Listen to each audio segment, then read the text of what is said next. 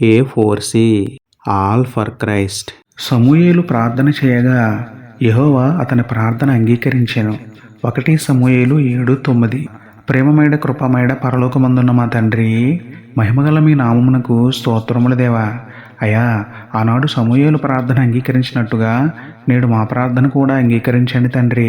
స్వార్థము కొరకు స్వలాభం కొరకు కాక సమూయేలు వలె దేశము కొరకు, దరిద్రుల కొరకు, దీనుల కొరకు, దుఃఖములో ఉన్నవారి కొరకు, ఆపదలో అవసరాల్లో ఉన్నవారి కొరకు ప్రార్థించే హృదయం ఇవ్వండి దేవా.